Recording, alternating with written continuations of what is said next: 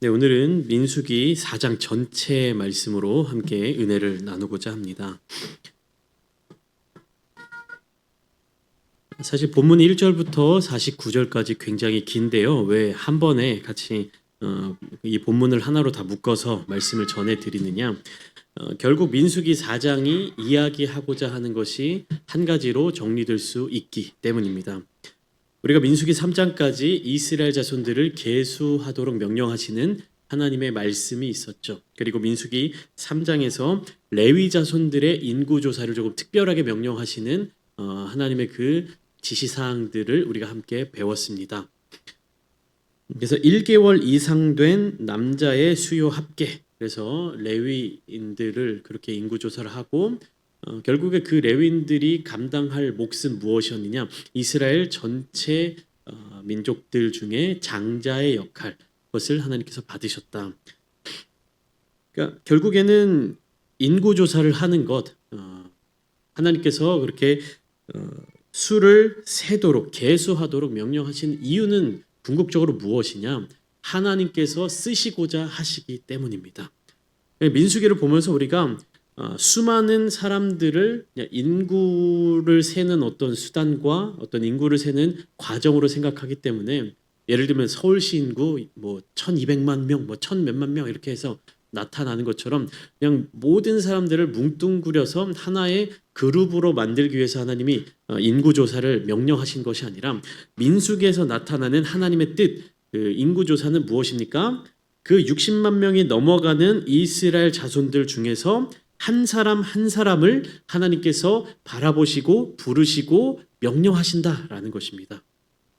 결국에 무엇이냐? 우리가 많은 무리들로 혹은 공동체로 모일 때에도 하나님은 우리 한 사람 한 사람을 직접 대면하여 주시고 직접 만나 주시고 저와 여러분들 각각의 자리 가운데 하나님께서 사명을 부어 주신다는 것입니다.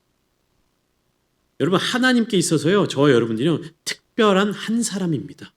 그러니까 우리가 교회 그리고 공동체, 뭔가 무리 가운데 섞여 있기 때문에 나 자신의 특별함에 대해서 한 번쯤 다 생각하지 못하고 넘어가실 때가 많은 것 같습니다. 그러나 하나님은요, 저와 여러분들요, 특별한 한 사람으로 불러주셨다.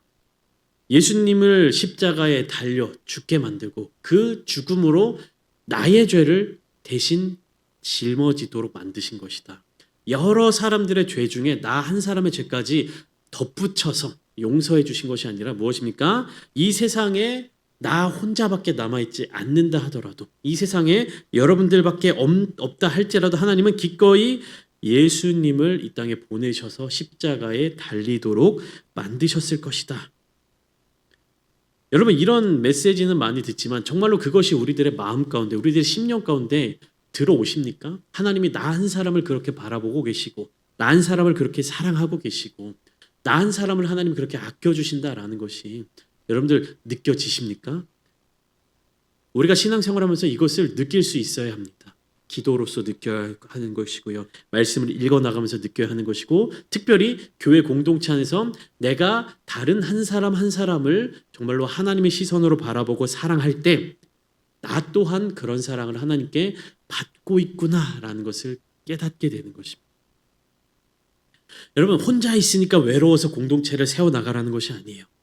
내가 뭔가 연약하기 때문에 공동체에서 공동체 일원으로서 어떤 에너지를 얻으라는 그런 단순한 이유만으로 하나님이 교회를 공동체로 세워주신 것이 아닙니다. 그 가운데 무엇입니까? 하나님의 마음으로, 하나님의 시선으로, 예수 그리스도의 심정으로 이 땅에서 천국을 미리 경험하도록, 이 땅에서 하나님의 사랑을 미리 경험하도록 우리에게 교회를 선물로 주신 것입니다. 여러분, 민수기에 나타나고 있는 이 하나님의 부르심, 하나님의 이 계수하심은요, 수많은 인구 중에 하나가 아니라 무엇입니까? 그냥 한 사람 한 사람 한 사람 한 사람이 모여서 60만의 인구를 이루었다가 아니라, 사람들이 볼 때는 60만 명이 넘어가는 이 수많은 인구 중에 그 큰 덩어리 중에, 큰 무리 중에 일부인 나를 어떻게 하는 겁니까? 하나님이 1대1로 대면하셔서 나를 찾아오셨다. 나를 불러주셨다. 애굽 땅에서 구원해 주셨다라는 것을 반복하여서 이스라엘 자손들에게 알려주고 계시는 것입니다.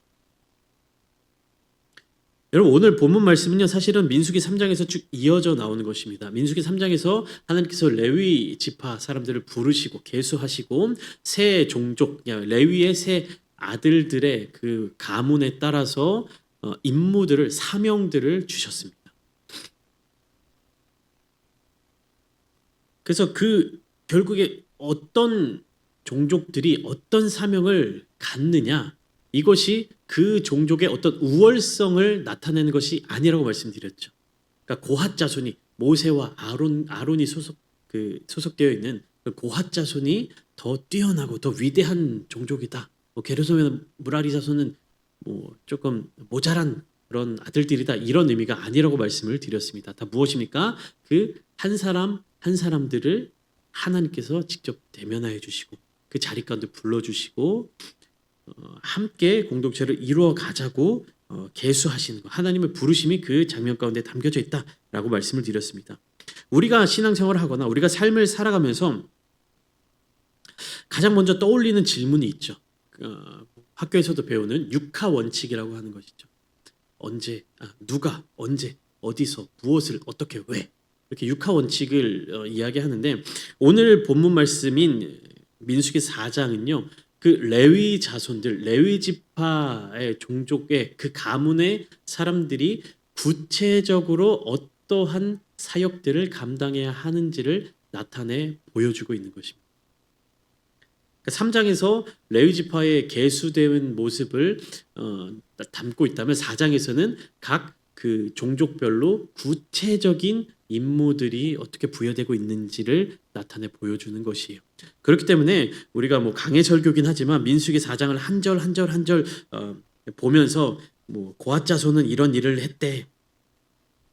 뭐 게르손 자손은 이런 일을 했대. 뭐 무라리 자손은 이런 일은 했대라는 것을 그냥 성경에 있는 그대로 말씀에서 다시 한번 반복하는 것이 아니라 이 본문은 여러분들이 뭐 집에 돌아가셔서 한 번 더 읽어보셔도 좋고요. 또 기억나실 때 민수기를 쭉 통독하시면서 한 번 더 읽어보셔도 좋고 오늘 이 말씀의 자리 가운데서 나누고자 하는 주제는 결국 무엇이냐? 하나님의 계획과 하나님의 일을 하나님께서 어떻게 행하여 나가시느냐. 다시 본론으로 돌아오면 육하 원칙에 대해서 말씀드렸죠. 우리가 삶을 살아가면서 이 육하 원칙에 따라서 계획을 세우고 그리고 육하 원칙에 따라서 일을 진행하는 것이 굉장히 효율적이고 생산적이다라는 이야기들을 많이 합니다. 그런데 하나님과 함께 일할 때는요. 나의 육하 원칙이 아니라 하나님의 육하 원칙을 따라 일해야 합니다. 누가, 언제, 어디서, 무엇을, 어떻게, 왜? 라는 이 질문 속에서 나의 육하 원칙대로 움직이게 되면 어떻게 됩니까? 누가 결정하는 거예요? 내가 결정을 하는 겁니다. 언제요? 내가 원하는 때에. 어디서? 내가 있는 이 자리에서. 혹은 내가 가고 싶은 자리에서. 무엇을 어떻게 왜 하느냐? 내가 하고 싶은 대로. 나의 방법대로. 나의 지식대로. 여러분 이게 우리의 삶을 살아가면서 이런 모습이 꼭 죄라고 말할 수는 없습니다. 그러나 하나님의 일을 할 때 하나님의 방식이 아닌 나의 방식으로 하게 된다면 그것은 죄보다 더 심각한 문제로 우리의 삶에 나타나게 될 수 있는 것이. 하나님의 일은요. 하나님의 방식으로 이루어가야 하는 것입니다. 하나님의 육하 원칙에 따라서 이루어져 가야 하는 것입니다. 나의 육하 원칙에 따라서 하나님의 일을 하게 될 때는요. 내가 주도권을 잡고 내가 계산하게 되고 내가 설계하게 되고 내가 책임지려는 순간이 오는데 그러면 어떻게 됩니까? 그 사역은 기쁨이 되는 것이 아니라 큰 부담감이 되는 것이고 그 은혜로 나오는 것이 아니라 무게감에 짓눌리게 되는 것입니다. 바로 이 지점에서 민수기 4장을요 우리는 주목해 보아야 하는 것이에요. 진이 이동할 때, 진영이 이동할 때, 그 광야에서의 삶을 살아가면서 어느 정도 정착해 머물러 있다가 하나님이 떠나라고 하실 때, 자리를 이동하라고 할 때 레위 지파 사람들은 무슨 일을 해야 하느냐. 그래서 구체적으로 하나님께서 그 사역의 주체, 사역의 어떤 책임자가 되어 주셔서 레위인들에게 이러한 명령을 내려주신다는 것이죠. 민수기 4장은요. 하나님의 계획과 하나님의 뜻에 따라서 하나님의 명령에 순종하는 사람들이 일하는 장면으로 이루어지는 것이에요. 그래서 계수하는 레위 지파 사람들의 나이가 지금 몇 살로 나옵니까? 20세에서 아니죠. 30세에서 50세까지 20년의 기간 동안 일하도록 계수하고 있는 것이. 그러니까 하나님은요, 레위 지파 사람들을 하나님의 일을 하도록 세워 주셨는데 그 전쟁에 나갈 자들처럼 뭐 20살 이상 혹은 이제 전체 인구 조사처럼 뭐 레위 지파 전체 인구처럼 1개월 이상 된 그것이 아니라 이 일들을 이 사명들을 감당하는 자들을 30세부터 50세까지 정확하게 그 나이를 때를 지정해 주셨다라는 것입니다. 3절 말씀 보시면 곧 30세 이상으로 50세까지 회막의 일을 하기 위하여 그 역사에 참가할 만한 모든 자를 계수하라. 계수하도록 하시는 그 목적이 분명하게 기록되어 있죠. 하나님은 사역의 때를 정하여 주시는 거예요.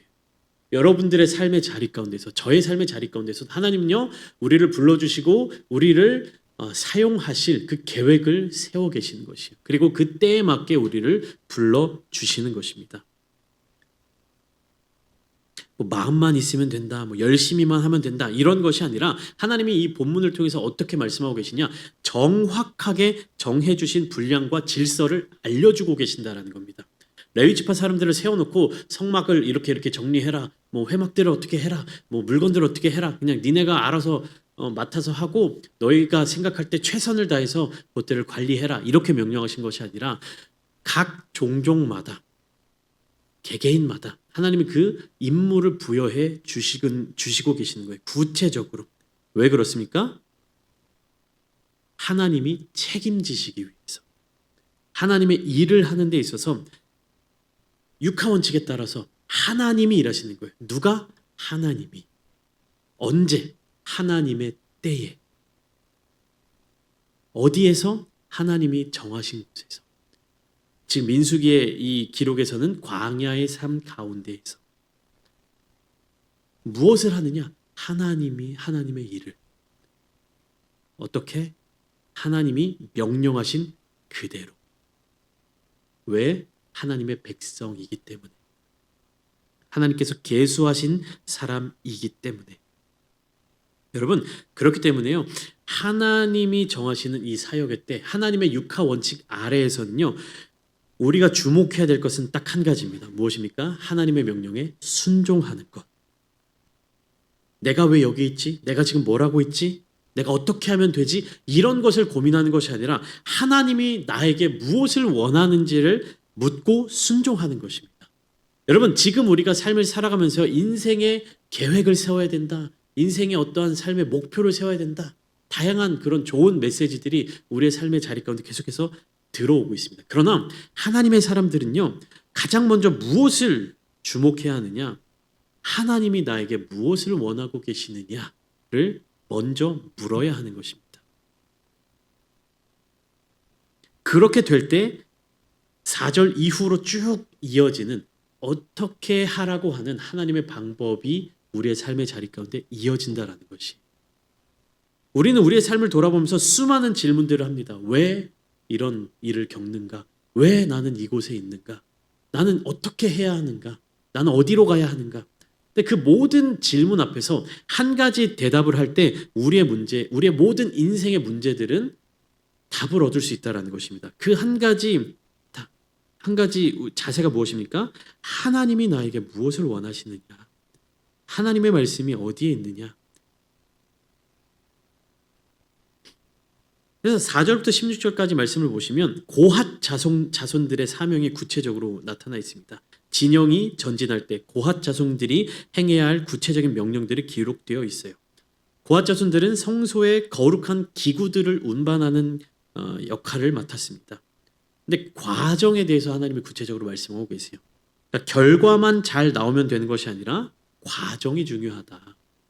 진영을 옮기는데 빨리빨리 움직이는 것 대신에 무엇입니까? 정확한 순서와 방법에 따라 진행하도록 명령하시는. 여러분 급할수록 우리는요 하나님의 방법이 아닌 나의 방법대로 움직이기 쉽습니다. 성과를 내야 할수록 내 방식대로 하게 되기가 쉽습니다.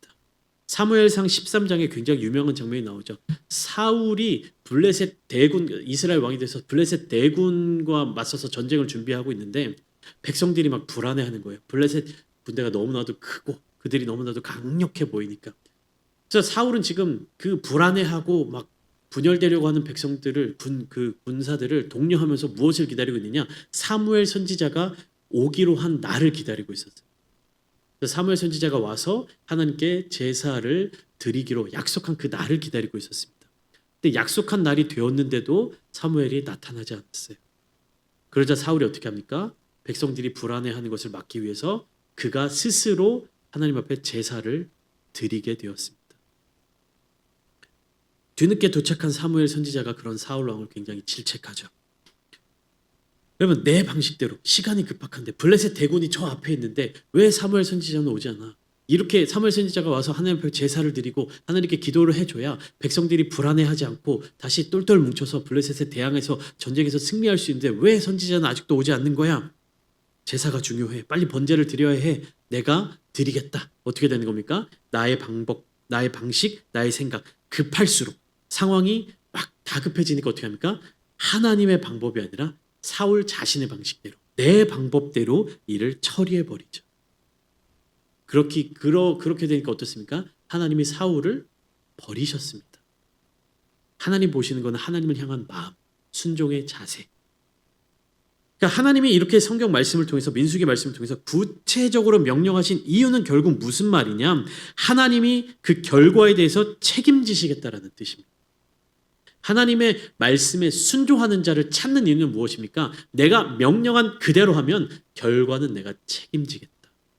여러분, 구약 성경의 수많은 전쟁의 이야기들을 보면요, 정말로 말도 안 되는 싸움의 장면들이 많이 나타나 있습니다. 제대로 된 무기도 갖추지 않았고요, 수십만의 대군을 상대하면서 300명의 군인들로만 대적하기도 하고요. 근데 어떻습니까? 그 결과는요, 다 하나님이 책임을 지셨다라는 겁니다.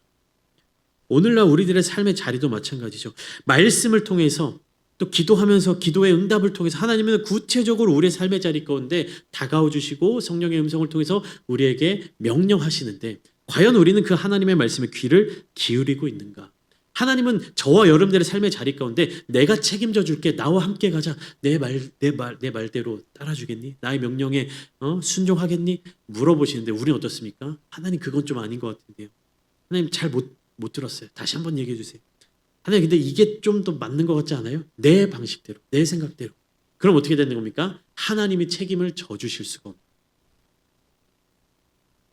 21절부터 33절까지 말씀은 게르손 자손과 무라리 자손들의 사명이 이어져서 나타나고 있습니다. 게르손 자손들은 덮개와 휘장과 줄과 모든 기구들을 운반하는 일, 그러니까 성막, 회막을 이렇게 연결하고 감싸는 그러한 도구들을 운반하는 일이고요. 무라리 자손들은 뭐 널판이라든지 받침이라든지 기둥, 그러니까 구조물, 지지 기반이 되는 그런 구조물들을 운반하는 사역을 감당해야만 하는 것입니다.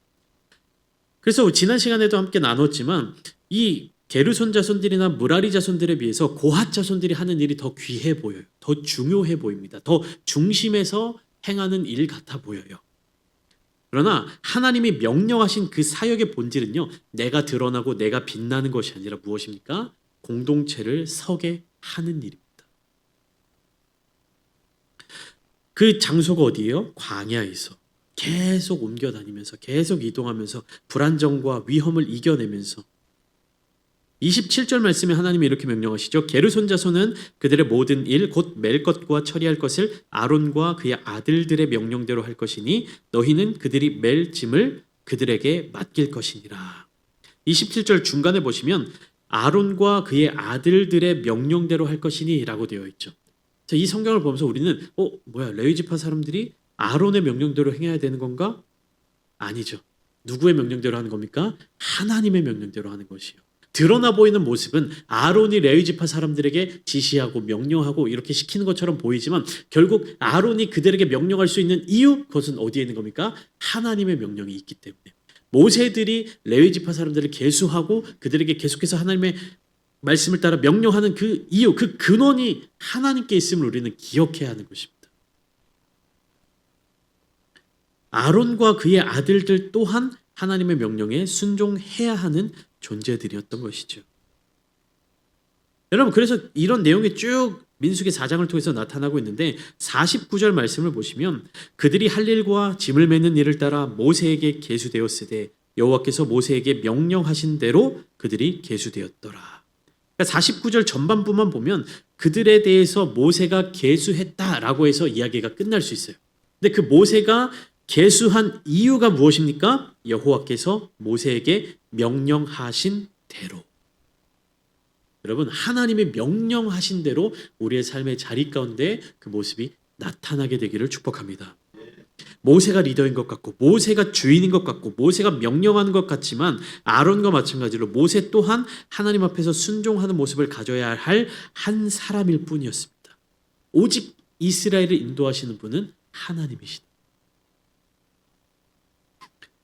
여러분, 그렇기 때문에 우리가 사역이라고 이야기하는 이 하나님의 일은요, 감정이나 능력이나 직분으로 하는 것이 아닙니다. 뭐 목사나 전도사나 이런 사역자들만 하는 것이 아니라 우리 성도님들 한 사람 한 사람이 하나님이 맡겨주시는 질서의 자리 가운데 순종하는 것으로 시작될 수 있는 것이. 교회 공동체는요, 교회 공동체에 속한 모든 성도들이 한 마음과 한 뜻과 그 하나님의 생각으로 함께 움직이게 될 때 하나님의 거룩한 영광을 드러내게 되는 것입니다. 결론적으로 하나님의 일은요, 결국 이렇게 정리되는 것이에요. 하나님이 정하시는 거다. 하나님이 정하시는 겁니다. 언제 무엇을 할지, 어디서 어떻게 할지, 왜 할지, 이 모든 결정을 누가 하시는 거라고요? 하나님이 하시는 것이다. 우리는 그분의 질서 안에서 하나님이 정하신 방식대로 하나님이 맡겨주신 분량을 감당하는 사람들일 뿐입니다. 여러분, 오늘 민수기 4장이 우리에게 가르치는 복음은 바로 여기에 있는 것이에요. 하나님은 우리에게 일을 맡기실 때 방치하는 분이 아니시라. 하나님은 그 일을 하실 수 없어서 우리에게 떠넘기시는 것이 아닙니다. 무엇입니까? 우리에게 일을 맡겨주시고 우리를 하나님의 백성으로 삼아주시고 하나님과 이스라엘 백성들과의 관계, 우리와 하나님과의 그 깊은 관계를 이어가시기 위하여서 우리에게 사명을 주시는 거예요. 우리가 하나님을 위하여 일을 할 때 하나님과 관계가 있는 것이지, 하나님이 아닌 나를 위한 삶을 살아가고 나를 위한 일들을 해 나간다면 그 일을 하는 공간이 교회라 할지라도 나는 하나님과 아무런 상관이 없는 사람이 되는 것입니다. 하나님은 구체적으로 우리에게 명령을 하시고 우리를 살리시고 질서로 우리를 지키시며 우리에게 사명을 맡겨주심으로 우리를 세워주시는 것이. 여러분, 교회에서 무엇인가 섬기는 일, 뭐 봉사하는 일, 이런 것들이 부담스럽게 느껴질 수도 있겠지만 그 모든 것들이 무엇입니까? 하나님께서 우리에게 맡겨주신 일이다. 하나님이 우리에게 함께 하고자 손을 내밀어 주시는 것이다. 하나님의 일은 내가 무엇인가를 하고자 하는 일이 아니라 하나님께서 명령하시는 그 말씀에 순종하는 일이다. 나의 능력이 나의 삶을 이끌어가는 것이 아니라, 나의 담대함이 나를 살리는 것이 아니라 하나님의 질서가 나를 살리는 것입니다. 하나님의 명령이 우리를 살리시는 것입니다. 하나님의 계획이 우리를 인도해 주시는 것입니다. 사랑하는 성도 여러분, 오늘 이 시간 함께 기도하실 때 그동안 나의 생각과 나의 목적과 나의 어떤 계획을 가지고 기도의 자리 가운데 나아갔다면 오늘 이 시간은 하나님의 육하 원칙대로, 하나님의 계획대로, 하나님의 말씀대로, 하나님의 뜻대로 그 목적과 방향성을 하나님께 두는 시간이 되기를 소망합니다.